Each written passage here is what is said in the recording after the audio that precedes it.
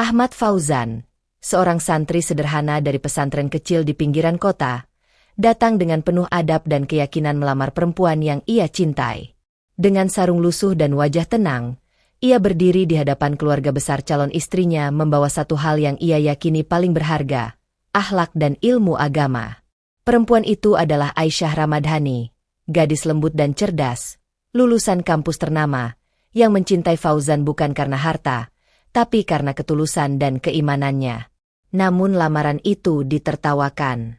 Ayah Aisyah, Haji Ridwan Prasetyo, pengusaha sukses dan disegani, dengan nada merendahkan berkata, "Maaf, Nak, kamu cuma santri miskin. Bisa ngaji saja tidak cukup untuk menafkahi anak saya." Ibunya, Ibu Ratna Prasetyo, hanya terdiam, setuju dalam hati meski melihat mata Aisyah berkaca-kaca. Suasana hening. Semua mengira Fauzan akan mundur dengan malu.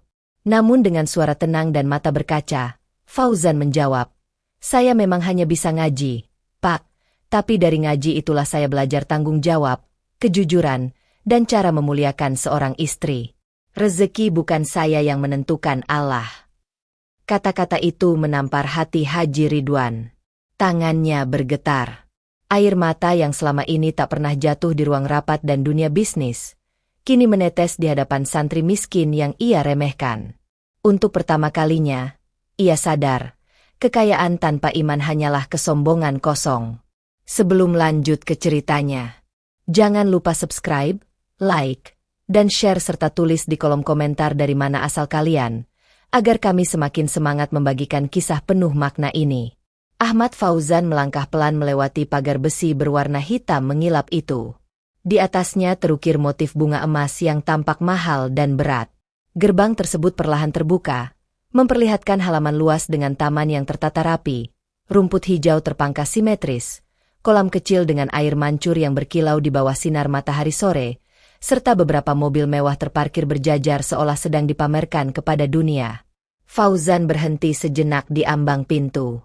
Tangannya mengepal pelan di balik sarung coklat tuanya. Sarung itu sudah menemaninya bertahun-tahun. Dipakai saat mengaji, sholat berjamaah, bahkan ketika menghadiri undangan resmi di pesantren. Warnanya tak lagi secerah dulu.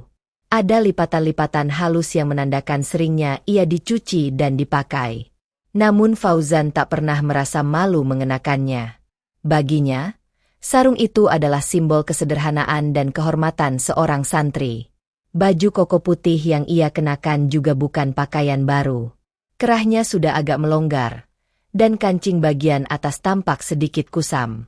Tapi Fauzan telah menyetrikanya dengan rapi pagi tadi. Ia ingin tampil sebaik mungkin, bukan untuk memamerkan diri, melainkan sebagai bentuk adab terhadap keluarga yang akan ia datangi. Di dadanya, jantung Fauzan berdegup pelan namun teratur. Ia menarik napas dalam-dalam, melafalkan istighfar dalam hati. Bismillah. Langkahnya kembali bergerak menuju pintu utama rumah besar itu. Setiap tapak sepatunya di lantai marmer terasa menggema, seolah mengumumkan kehadirannya. Fauzan sadar, ia datang dari dunia yang sangat berbeda dengan rumah ini. Dunia pesantren yang sederhana, kamar sempit berisi kasur tipis dan rak kitab, dapur kecil dengan tungku sederhana, dan kehidupan yang diukur bukan dari harta, melainkan dari keberkahan. Pintu rumah terbuka. Seorang asisten rumah tangga menyambutnya dengan senyum sopan, lalu mempersilakannya masuk. Fauzan mengangguk hormat dan mengucapkan salam dengan suara tenang. "Assalamualaikum." "Waalaikumsalam," jawab beberapa suara hampir bersamaan dari dalam ruang tamu.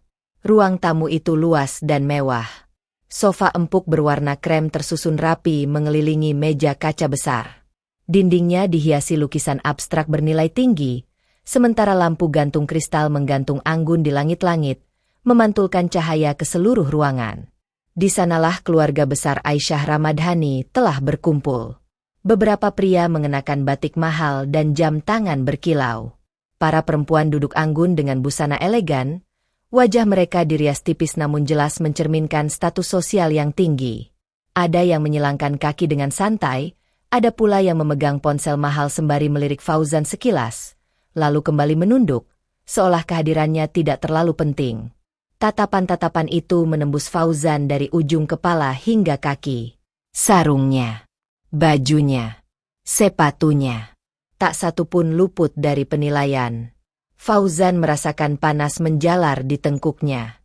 Bukan karena malu, melainkan karena ia sadar betul apa yang sedang terjadi. Ia bukan orang bodoh.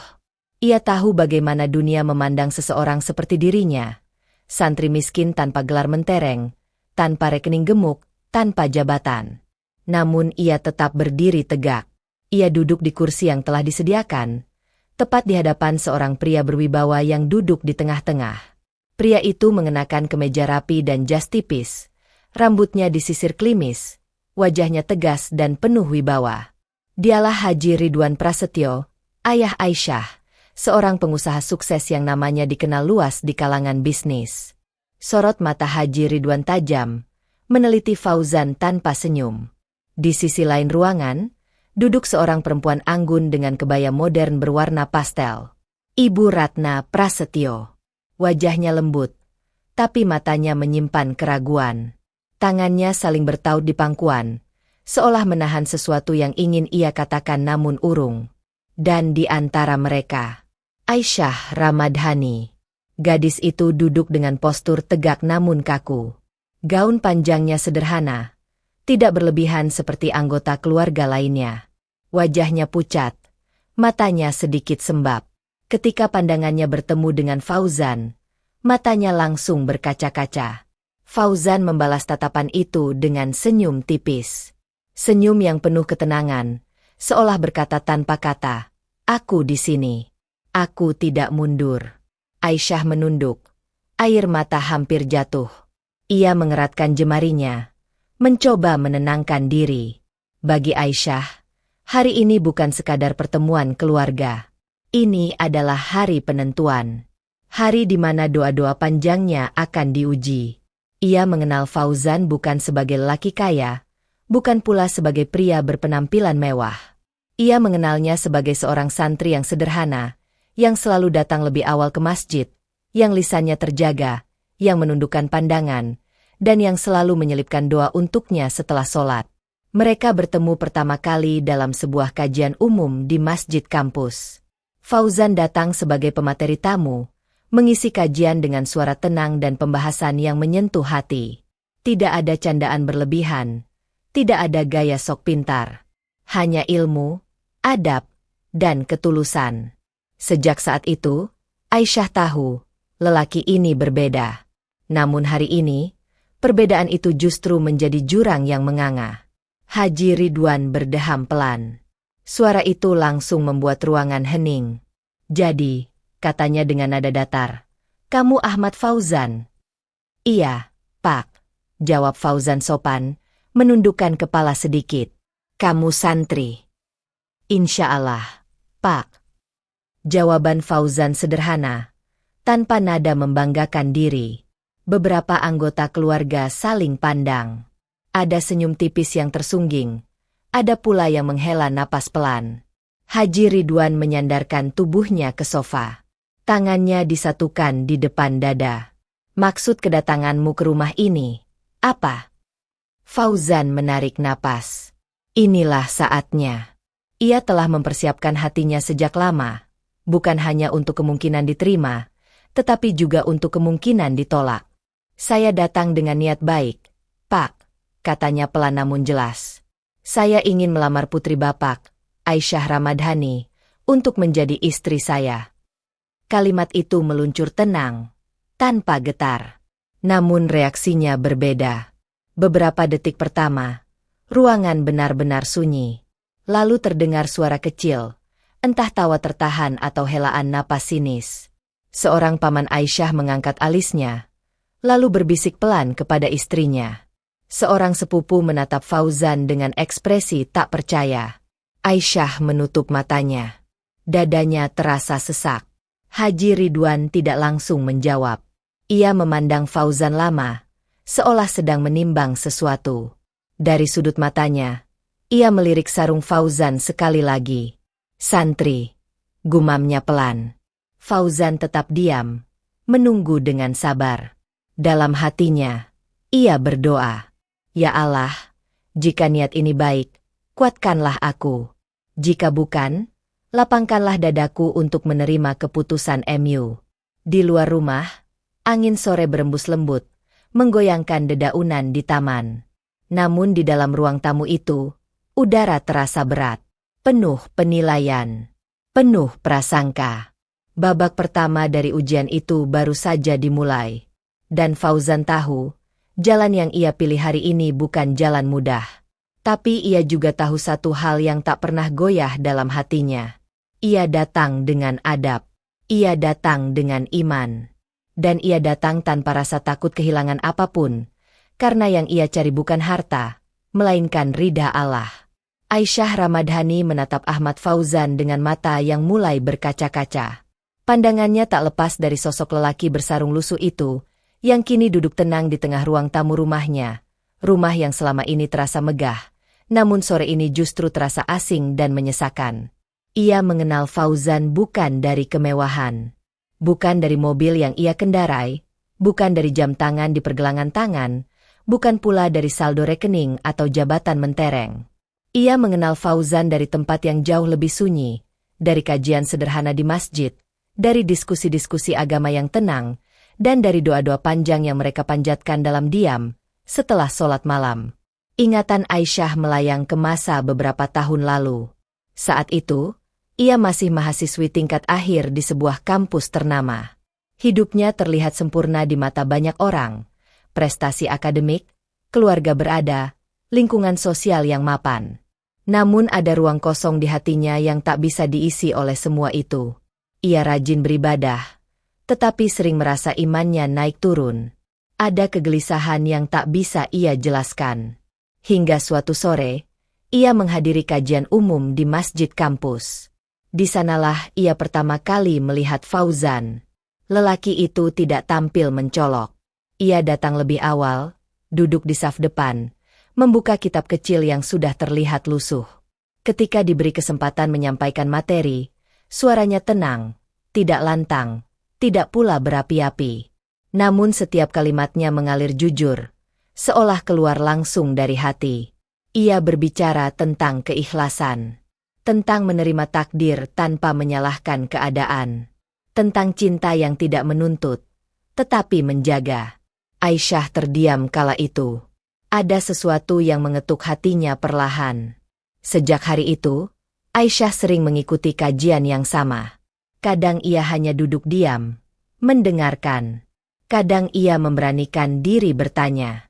Fauzan selalu menjawab dengan santun, tanpa merendahkan, tanpa merasa paling benar. Hubungan mereka tumbuh pelan, sangat pelan. Tidak ada pesan-pesan berlebihan. Tidak ada janji manis. Mereka menjaga jarak, menjaga adab. Jika berbincang, selalu tentang ilmu, tentang kehidupan, tentang bagaimana menjadi manusia yang lebih baik.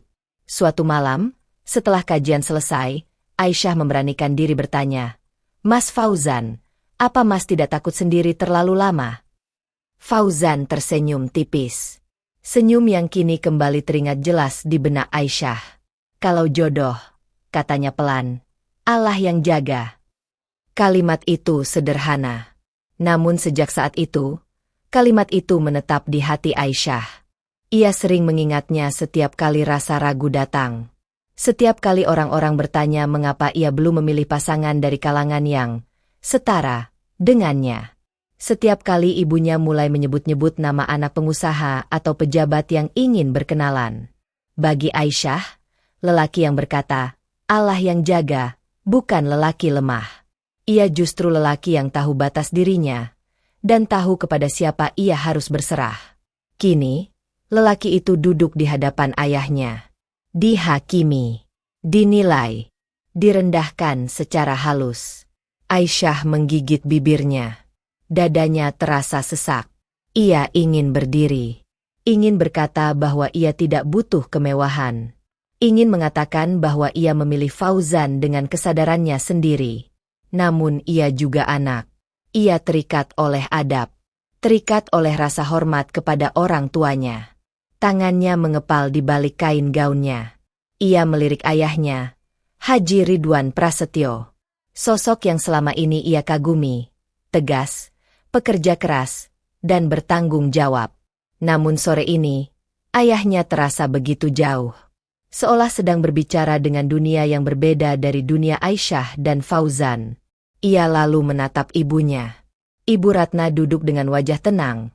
Namun Aisyah tahu betul sorot mata itu. Ibunya sedang berperang dengan hatinya sendiri. Antara naluri seorang ibu yang ingin melihat anaknya bahagia, dan logika sosial yang menuntut kesempurnaan duniawi. Aisyah menunduk.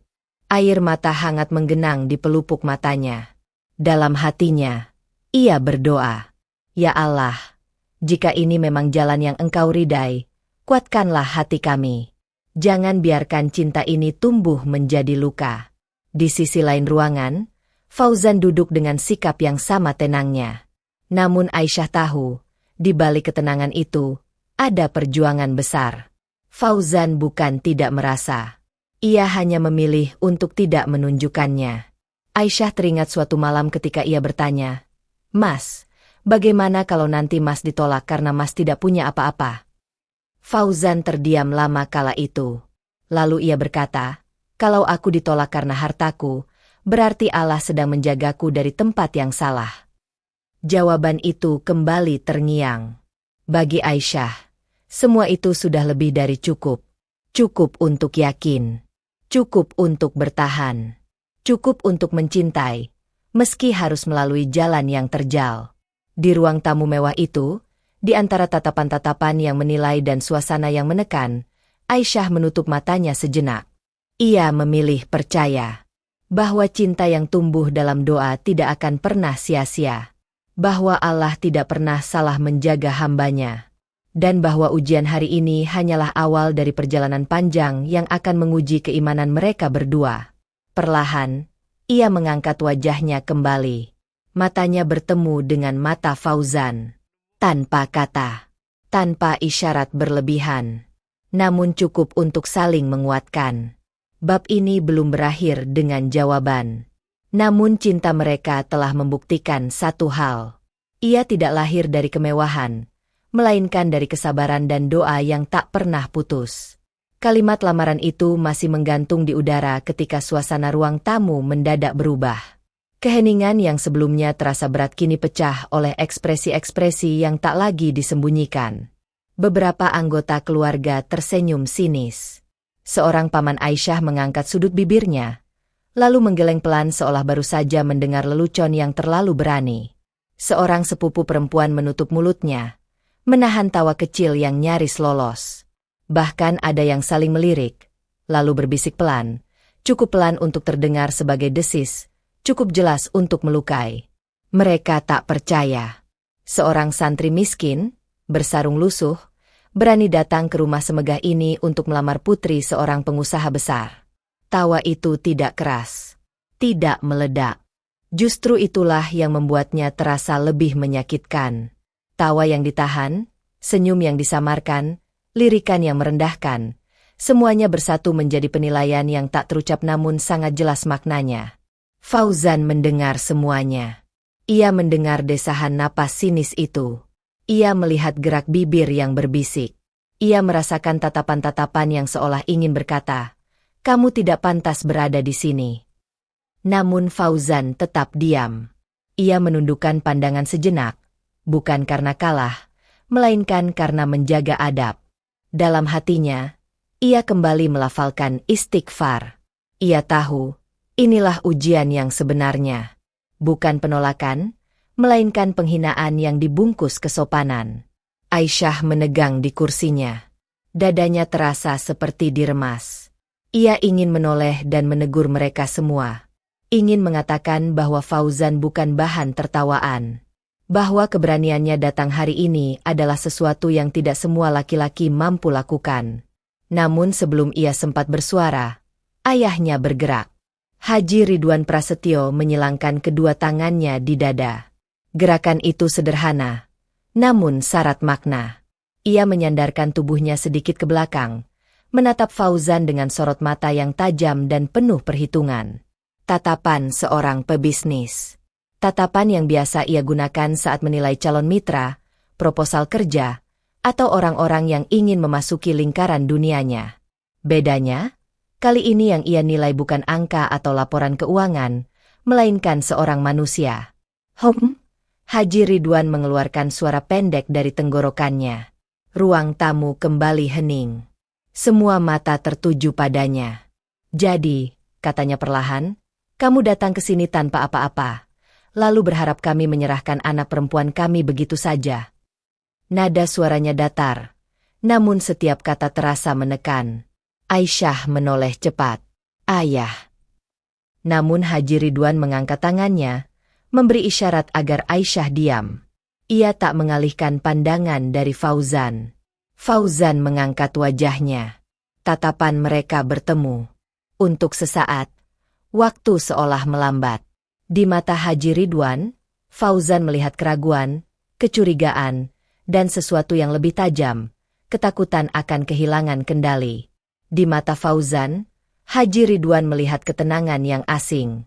Bukan ketenangan orang yang tak peduli, melainkan ketenangan orang yang sudah menyerahkan hasil pada Tuhan. Beberapa anggota keluarga mulai merasa percaya diri. Seorang paman ikut menyela. Suaranya terdengar santai namun menusuk. Anak muda, katanya sambil tersenyum tipis. Kamu tahu kan, Aisyah itu terbiasa hidup nyaman. Kami ini keluarganya. Masa ia diserahkan pada, ya, kamu? Ia tak menyebut kata miskin, tapi semua orang tahu maksudnya. Tawa kecil kembali terdengar. Ibu Ratna menunduk. Jemarinya saling meremas. Ia tidak setuju dengan nada itu, tapi juga tidak cukup kuat untuk menghentikannya. Dalam hatinya, ia berdoa semoga suaminya tidak terlalu keras. Fauzan menarik napas dalam-dalam. Ia merasakan sesuatu bergetar di dadanya. Bukan marah. Bukan malu, melainkan kesedihan yang tenang. Kesedihan karena ia tahu, dunia memang sering menilai manusia dari bungkusnya. Namun ia tidak datang untuk membela harga dirinya. Ia datang untuk menyampaikan niat. Dengan suara yang tetap sopan, Fauzan berkata, saya paham, Pak, dan saya tidak datang untuk meminta lebih dari yang pantas. Kata-kata itu membuat beberapa orang kembali tersenyum sinis. Seolah menganggap Fauzan sudah mulai menyadari posisinya.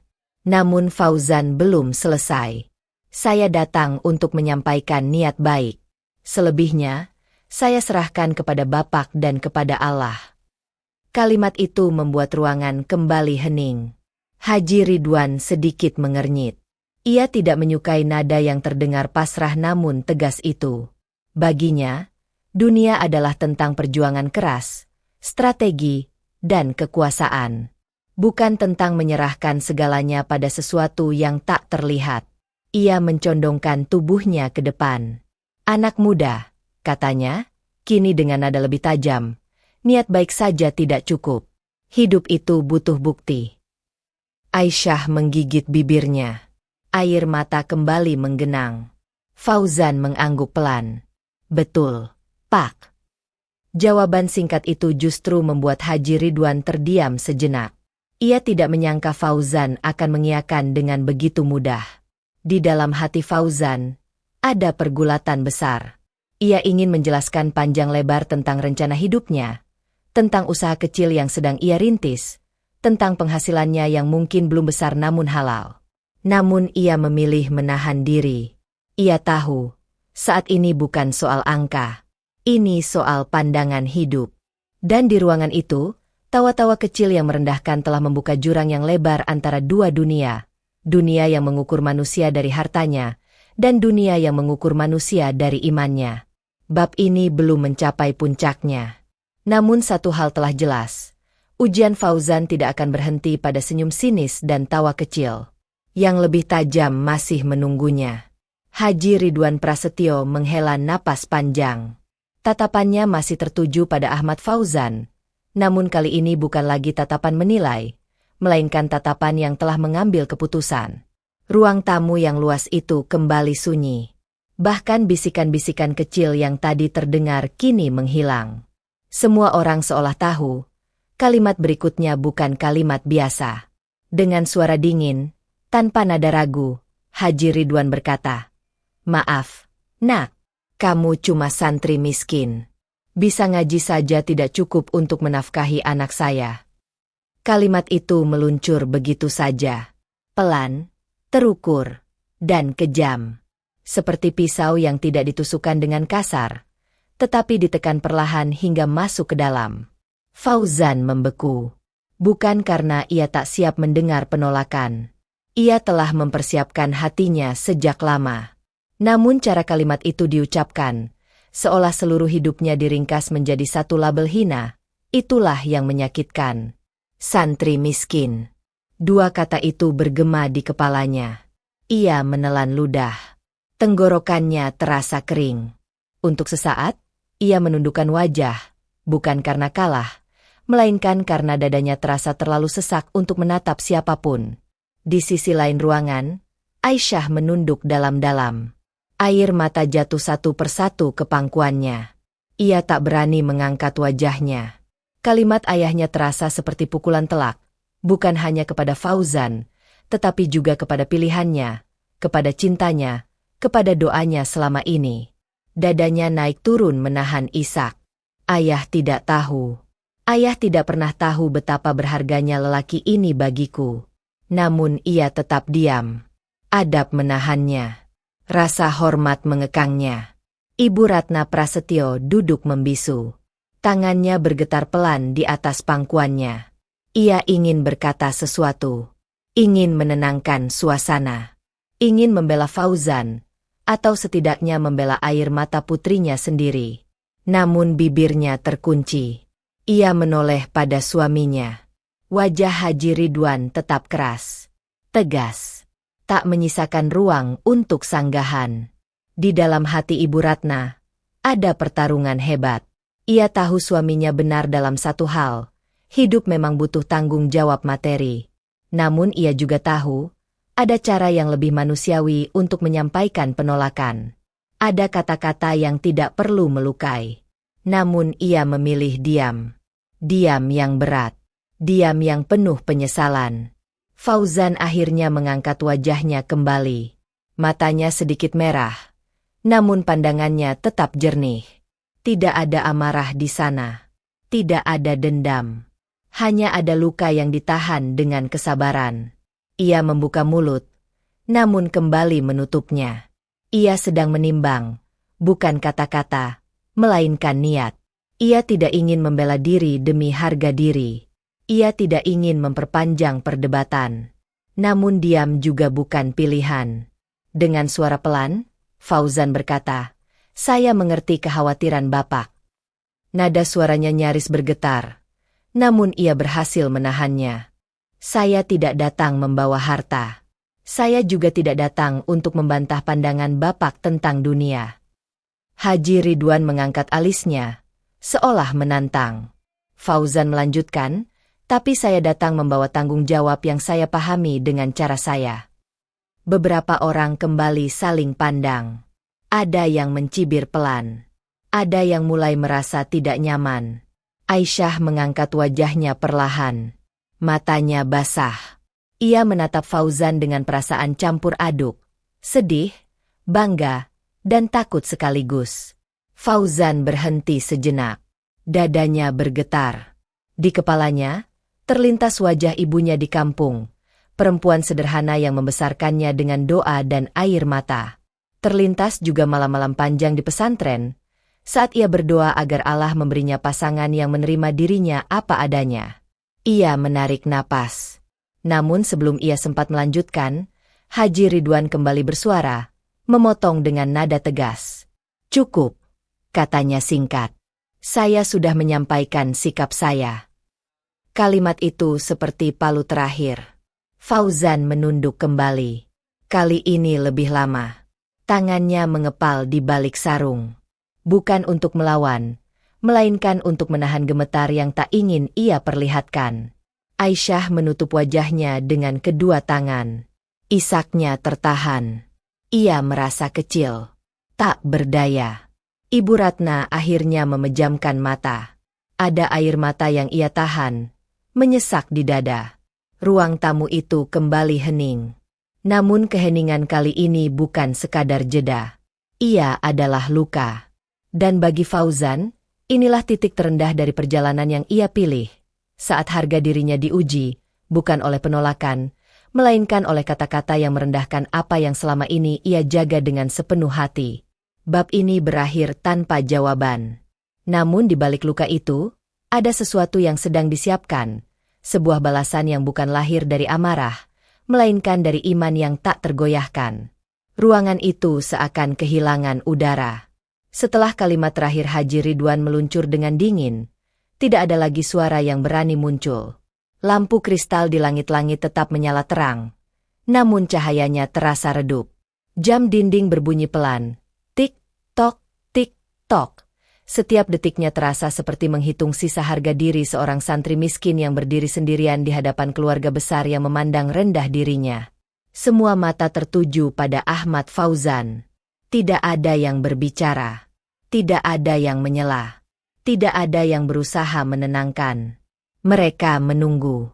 Menunggu Fauzan menunduk lebih dalam. Menunggu ia mengucapkan kata pamit dengan suara patah.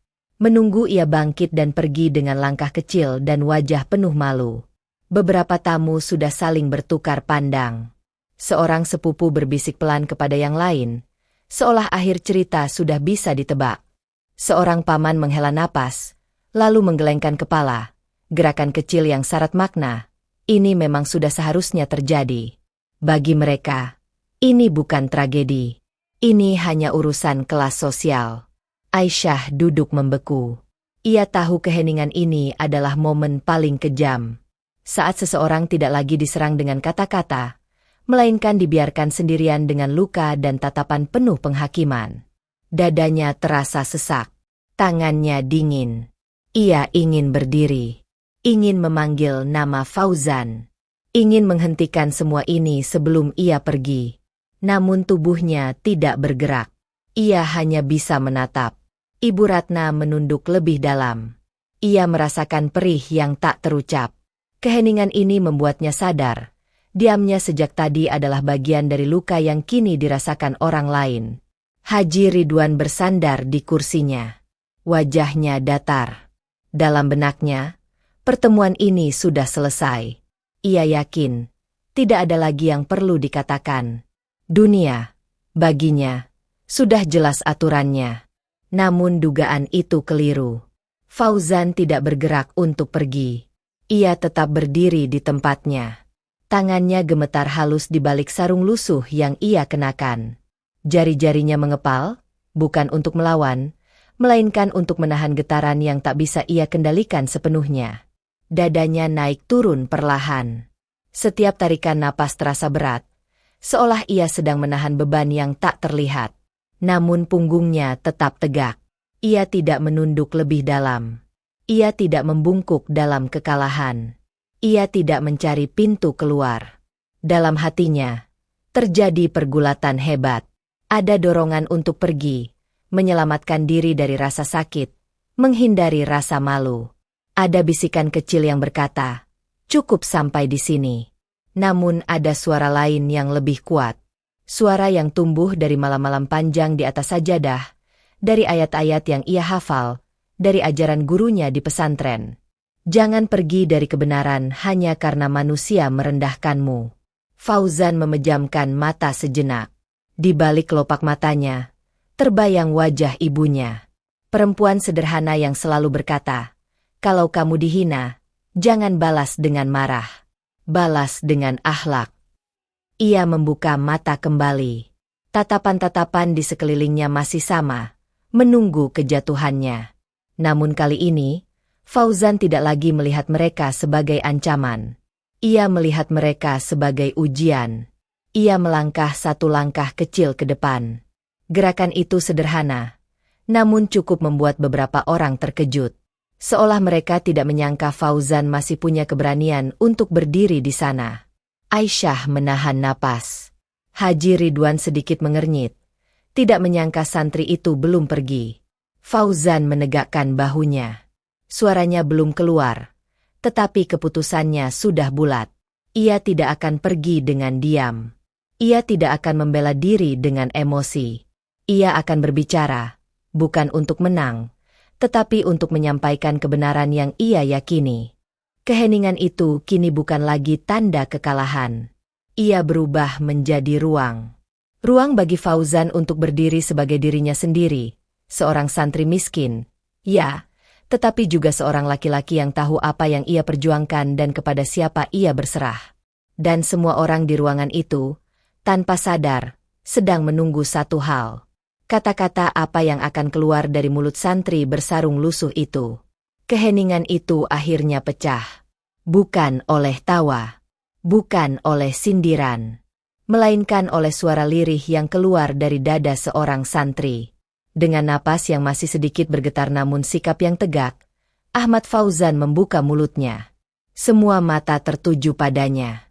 Bahkan mereka yang sebelumnya menunduk kini ikut menatap, seolah menyadari bahwa momen ini bukan momen biasa. Saya memang hanya bisa ngaji, Pak. Kalimat pertama itu meluncur perlahan. Beberapa orang kembali mengangkat alis, mengira Fauzan sedang mengakui kekalahannya. Ada yang hampir tersenyum sinis lagi. Namun mereka keliru. Tapi dari ngaji itulah saya belajar tanggung jawab, kejujuran, dan cara memuliakan seorang istri. Nada suara Fauzan tidak meninggi, tidak pula melemah. Ia berbicara seperti seseorang yang sedang menyampaikan kebenaran tentang dirinya sendiri, tanpa pembelaan berlebihan, tanpa upaya mengesankan siapapun. Ia menatap Haji Ridwan dengan sopan, namun tidak lagi menunduk. Di pesantren, lanjutnya, kami diajarkan bahwa laki-laki bukan diukur dari seberapa banyak hartanya, tapi seberapa besar amanah yang mampu ia jaga. Ruang tamu kembali sunyi. Namun keheningan kali ini berbeda. Tidak menyesakkan, tidak memalukan, melainkan menahan napas. Aisyah mengangkat wajahnya. Air mata masih menggenang, namun kini dadanya terasa hangat. Ia menatap Fauzan dengan mata yang bergetar, bukan karena sedih, melainkan karena bangga. Fauzan melanjutkan, suaranya sedikit lebih mantap. Saya tidak menyangkal bahwa menafkahi keluarga itu wajib. Saya juga tidak menutup mata bahwa hidup butuh usaha. Ia berhenti sejenak, lalu berkata dengan keyakinan yang lahir dari iman, tapi rezeki bukan saya yang menentukan, Allah. Kalimat itu jatuh pelan. Namun dampaknya terasa seperti gelombang yang menghantam satu persatu hati di ruangan itu. Tak ada nada marah, tak ada suara tinggi, tak ada perlawanan. Hanya kejujuran. Kejujuran yang tidak lahir dari keberanian kosong, melainkan dari keyakinan panjang yang ditempa oleh doa, kesederhanaan, dan kesabaran. Haji Ridwan terdiam. Untuk pertama kalinya sejak pertemuan itu dimulai, ia tidak langsung merespons. Tatapan tajamnya meredup. Tangannya yang sejak tadi bersedekap perlahan mengendur. Kata-kata Fauzan terasa asing, namun juga menampar. Ia teringat masa mudanya, saat ia masih berjuang dari bawah, saat ia juga sering berdoa dengan penuh ketergantungan kepada Tuhan. Sebelum angka-angka, kontrak, dan kekuasaan perlahan menggeser rasa itu dari dadanya. Ibu Ratna menutup mulutnya pelan. Dadanya bergetar. Matanya memanas. Ia baru menyadari, lelaki di hadapannya mungkin tidak kaya harta, tetapi kaya keyakinan. Dan keyakinan seperti itu tidak bisa dibeli. Beberapa anggota keluarga mulai gelisah. Senyum-senyum sinis menghilang. Tak ada lagi bisikan. Tak ada lagi tawa kecil. Fauzan menundukkan kepalanya sedikit, menutup ucapannya dengan tenang. Itu saja yang bisa saya sampaikan, Pak. Selebihnya, saya serahkan pada keputusan Bapak dan pada Allah. Ia kembali diam. Namun diamnya bukan lagi diam yang tertindas. Diamnya adalah diam seorang laki-laki yang telah menunaikan apa yang harus ia katakan, tanpa menyesali satu kata pun. Aisyah meneteskan air mata. Kali ini bukan air mata luka, melainkan air mata harap. Dan di dalam hati Haji Ridwan, sesuatu mulai runtuh perlahan. Tembok kesombongan yang selama ini berdiri kokoh, mulai retak. Kata-kata Ahmad Fauzan tidak langsung dijawab. Namun justru disitulah kekuatannya bekerja. Haji Ridwan Prasetyo terdiam. Untuk pertama kalinya sejak pertemuan itu dimulai, ia tidak tahu harus berkata apa. Tatapannya masih tertuju ke depan, namun pikirannya telah melayang jauh, menembus dinding rumah mewah itu, menembus waktu, kembali ke masa yang telah lama ia kubur dalam ingatan. Tangannya bergetar. Ia menurunkannya perlahan dari dada, menyadari bahwa jemarinya tak lagi setenang biasanya. Getaran kecil itu terasa asing. Selama puluhan tahun, tangannya terbiasa menandatangani kontrak besar, memimpin rapat penting, dan mengambil keputusan tanpa ragu. Namun kini, di hadapan seorang santri miskin, tangannya justru kehilangan kendali. Dadanya terasa sesak. Seolah ada beban lama yang tiba-tiba bangkit dari dasar hatinya. Rezeki bukan saya yang menentukan, Allah. Kalimat itu terngiang kembali. Haji Ridwan memejamkan mata. Dalam gelap kelopak matanya, terputar kenangan yang nyaris ia lupakan. Ia melihat dirinya sendiri puluhan tahun lalu. Seorang pemuda kurus dengan pakaian sederhana, berdiri di depan rumah kayu yang sempit. Ia ingat betul rasa lapar, rasa takut akan masa depan, dan rasa bergantung penuh kepada Tuhan yang kala itu begitu dekat di dadanya. Ia ingat malam-malam panjang ketika ia sujud lama di atas sajadah tipis, memohon satu hal sederhana, kehidupan yang layak. Ya Allah, asal aku bisa hidup cukup, aku sudah bahagia. Doa itu dulu tulus. Namun waktu mengubah segalanya. Ketika usaha pertamanya berhasil, ia bersyukur. Ketika uang mulai mengalir, ia masih bersujud. Tapi ketika kekayaan datang berlipat-lipat, ketika nama dan kekuasaan mengikutinya, sujud itu perlahan memendek. Doa-doa berubah menjadi rutinitas. Keyakinan bergeser menjadi kepercayaan pada angka dan strategi. Tanpa sadar, ia mulai merasa mampu. Haji Ridwan membuka matanya kembali. Fauzan masih berdiri di tempat yang sama. Tenang, bersahaja, tidak mencoba mengesankan siapapun. Sosok itu seperti cermin, memantulkan kembali versi dirinya yang telah lama hilang. Dadanya semakin sesak, matanya memanas. Ia mengedipkan mata beberapa kali, mencoba menahan sesuatu yang tidak pernah ia izinkan muncul di hadapan orang lain. Air mata. Ia tidak menangis ketika usahanya hampir bangkrut. Ia tidak menangis ketika kehilangan rekan bisnis. Ia tidak menangis ketika menghadapi tekanan dunia. Namun kini, hatinya bergetar hanya oleh kalimat sederhana yang diucapkan tanpa emosi. Ibu Ratna memperhatikan perubahan itu. Ia melihat bahu suaminya sedikit menurun. Ia melihat rahang yang biasanya mengeras kini mengendur. Ia melihat sesuatu yang jarang, kerapuhan. Tangannya bergerak pelan, menyentuh lengan Haji Ridwan dengan lembut. "Mas," bisiknya hampir tak terdengar. Namun Haji Ridwan tidak menoleh. Ia menelan ludah. Napasnya terasa berat. Di dadanya, ada penyesalan yang selama ini ia pendam rapat-rapat. Apa aku sudah terlalu jauh? Apa aku sudah lupa dari mana aku berasal? Ia melirik Aisyah. Putrinya itu duduk menunduk. Air mata masih mengalir pelan. Pemandangan itu menusuknya lebih dalam dari apapun. Ia sadar, kata-katanya barusan tidak hanya melukai Fauzan, tetapi juga melukai anak yang ia cintai. Haji Ridwan menutup mata sekali lagi. Untuk pertama kalinya setelah bertahun-tahun, ia merasa kecil. Di hadapannya berdiri seorang lelaki tanpa harta, tanpa jabatan, tanpa kekuasaan, namun dengan keyakinan yang utuh. Keyakinan yang dulu pernah ia miliki, sebelum dunia membuatnya lupa. Retakan kecil itu kini terbuka. Belum runtuh sepenuhnya, namun cukup untuk membiarkan cahaya masuk. Dan Haji Ridwan tahu, ia sedang berada di persimpangan yang tidak pernah ia duga. Persimpangan antara mempertahankan kesombongan lama, atau kembali mengingat siapa dirinya sebelum semua harta itu datang. Bab ini berakhir bukan dengan kata-kata, melainkan dengan getaran hati seorang ayah, yang mulai sadar bahwa mungkin, selama ini, Ia telah salah menilai makna kekayaan. Keheningan itu akhirnya pecah. Bukan oleh suara keras. Bukan oleh perdebatan. Melainkan oleh satu tetes air mata. Perlahan, tanpa peringatan, air mata itu jatuh dari sudut mata Haji Ridwan Prasetyo. Mengalir di pipinya yang selama puluhan tahun dikenal keras dan tak tergoyahkan. Ia tidak mengusapnya. Tidak menyembunyikannya. Seolah tubuhnya sendiri yang akhirnya menyerah setelah terlalu lama menahan. Semua terdiam. Tak ada satupun yang berani bergerak. Bahkan napas terasa tertahan.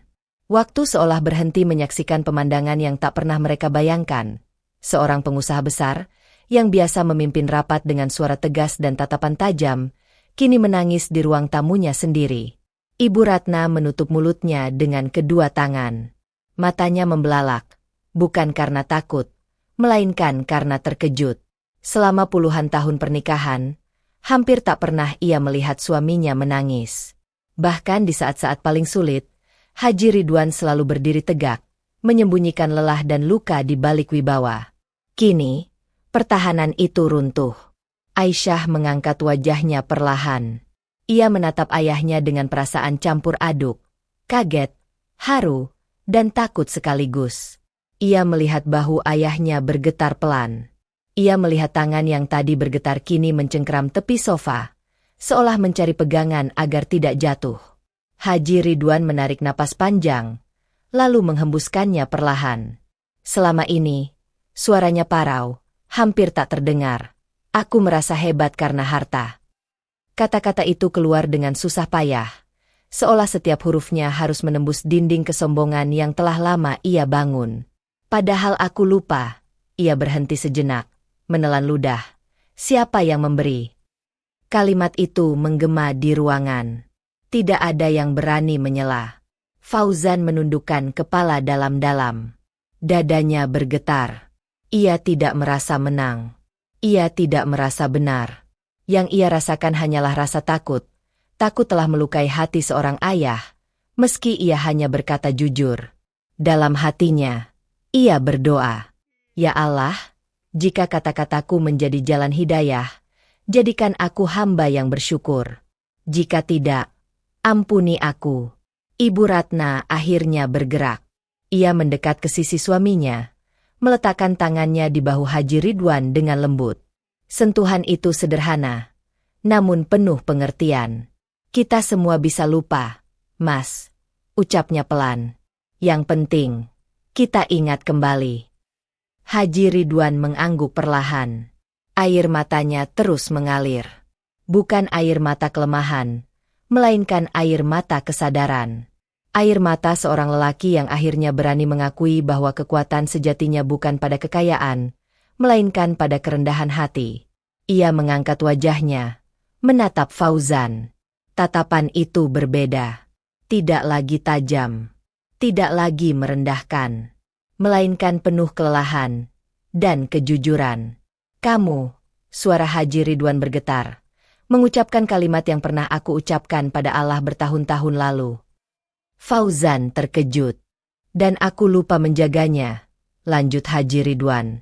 "Hingga hari ini, kamu datang mengingatkanku." Aisyah menutup wajahnya. Tangisnya pecah. Tangis lega. Tangis syukur. Tangis seorang anak yang akhirnya melihat ayahnya kembali menemukan hatinya. Beberapa anggota keluarga saling pandang. Tidak ada lagi senyum sinis. Tidak ada lagi tawa kecil. Yang tersisa hanyalah rasa malu dan kekaguman. Haji Ridwan menyeka air matanya dengan punggung tangan. Ia menarik napas dalam-dalam, mencoba menenangkan dirinya. Untuk pertama kalinya dalam waktu yang sangat lama, ia merasa ringan. Dan di dalam keheningan yang penuh haru itu, satu hal menjadi jelas bagi semua orang di ruangan tersebut. Kekayaan terbesar bukanlah harta yang memenuhi rumah megah ini, melainkan hati yang berani tunduk dan mengakui siapa sesungguhnya sang pemberi. Haji Ridwan Prasetyo perlahan berdiri dari kursinya. Gerakan itu sederhana, namun seisi ruangan langsung menegang. Semua mata tertuju padanya. Tidak ada yang tahu apa yang akan ia katakan selanjutnya. Apakah amarah yang tertahan akan kembali muncul, atau justru sesuatu yang sama sekali berbeda? Langkahnya pelan, sedikit tertatih. Ia melangkah mendekati Ahmad Fauzan yang masih berdiri dengan sikap sopan, kepala tertunduk, tangan terlipat rapi di depan tubuhnya. Jarak di antara mereka kini hanya beberapa langkah. Haji Ridwan berhenti tepat di hadapan Fauzan. Ia menatap lelaki muda itu lama. Wajah Fauzan terlihat tenang, namun matanya masih basah. Sarung lusuh itu kembali menarik perhatiannya, bukan sebagai simbol kemiskinan, melainkan sebagai saksi keteguhan. Dengan suara yang bergetar, Haji Ridwan akhirnya berkata, "Jika kamu bisa menjaga iman anak saya, maka aku tak berhak menolaknya." Kalimat itu jatuh perlahan, tidak keras, tidak menggelegar. Namun dampaknya terasa seperti pintu besar yang akhirnya terbuka setelah lama terkunci. Ruangan kembali hening, namun hening yang hangat. Aisyah tak mampu menahan dirinya lagi. Air mata bahagia mengalir deras. Ia menutup wajahnya dengan kedua tangan. Bahunya bergetar hebat. Tangis yang keluar darinya bukan lagi tangis luka, melainkan tangis kelegaan. Tangis seorang perempuan yang melihat doanya dijawab, meski harus melalui jalan yang menyakitkan. Ibu Ratna mendekap Aisyah dengan lembut. Matanya juga basah. Ia mengusap rambut putrinya pelan, seolah ingin berkata bahwa semua akan baik-baik saja. Fauzan menunduk hormat. Dadanya terasa penuh. Nafasnya tertahan. Air mata yang sejak tadi ia jaga akhirnya jatuh, menetes perlahan ke sarung lusuh yang ia kenakan. Sarung yang kini bukan lagi simbol keterbatasan, melainkan saksi kemenangan iman atas kesombongan. "Insya Allah, Pak," jawab Fauzan lirih. Suaranya nyaris pecah. "Saya akan menjaganya, dengan sebaik yang saya bisa, dan dengan pertolongan Allah." Haji Ridwan mengangguk perlahan. Ia mengulurkan tangannya. Fauzan ragu sejenak, lalu menyambutnya dengan penuh adab, menjabat tangan itu dengan hormat, lalu mencium punggungnya sebagai tanda takzim. Momen itu membuat beberapa anggota keluarga menunduk. Ada yang mengusap mata. Ada pula yang tersenyum tipis, menyadari bahwa mereka baru saja menyaksikan sesuatu yang langka, perubahan hati yang tulus. Haji Ridwan menarik tangan itu kembali. Wajahnya kini tampak lebih lembut, lebih manusiawi. "Mulai hari ini," katanya, suaranya lebih stabil, "aku tidak ingin lagi menilai orang dari apa yang ia miliki, tapi dari apa yang ia jaga." Aisyah mengangkat wajahnya, menatap ayahnya dengan senyum penuh air mata. Ia mengangguk pelan. Di ruangan itu, sesuatu benar-benar berubah. Tidak hanya sebuah keputusan tentang lamaran, melainkan sebuah pelajaran hidup yang akan diingat sepanjang masa. Dan Fauzan tahu, perjalanan mereka belum selesai. Namun hari ini, satu pintu besar telah terbuka. Bukan karena harta, bukan karena status, melainkan karena iman yang dijaga dengan kesabaran. Lamaran itu akhirnya diterima. Bukan dengan sorak-sorai, bukan dengan pesta besar, melainkan dengan ketenangan yang menenangkan hati. Di ruang tamu yang sama, yang sebelumnya dipenuhi tatapan merendahkan dan keheningan menyakitkan, kini suasana berubah. Udara terasa lebih ringan. Wajah-wajah yang tadinya kaku perlahan melunak.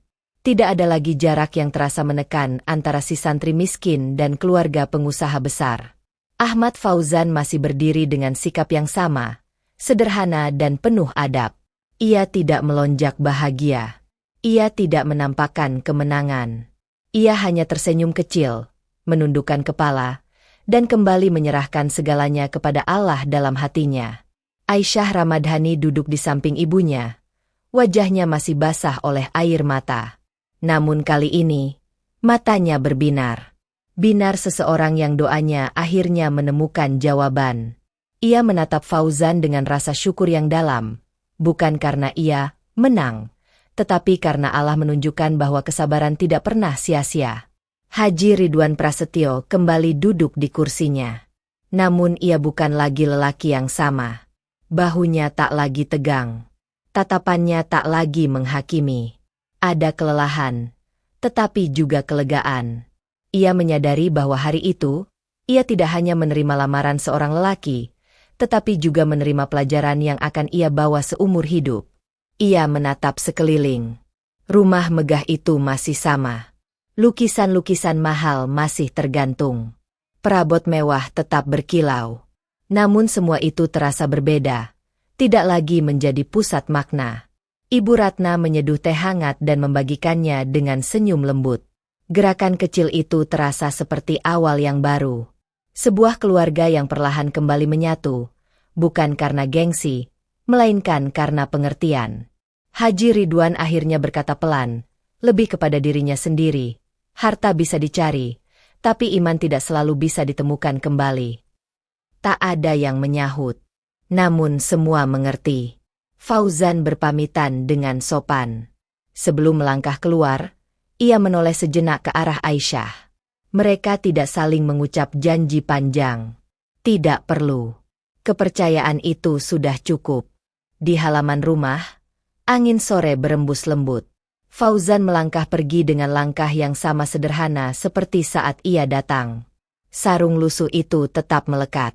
Namun kini, beban di dadanya terasa jauh lebih ringan. Di dalam rumah, Aisyah memeluk ibunya erat. Untuk pertama kalinya, ia merasa benar-benar didengar. Haji Ridwan berdiri di ambang pintu, memandang punggung Fauzan yang menjauh. Dalam hatinya, ia berdoa, doa yang sudah lama tak ia ucapkan dengan penuh kesadaran. Ya Allah, jagalah anak-anakku, dan jagalah hatiku agar tidak kembali sombong. Cerita ini berakhir di sana. Tanpa kemewahan berlebihan. Tanpa kemenangan yang dibesar-besarkan. Namun dengan satu pesan yang akan terus hidup. Kemiskinan bukan aib. Dan kekayaan tanpa iman hanyalah kesombongan kosong. Dan bagi mereka yang belajar mendengar, itulah pelajaran seumur hidup.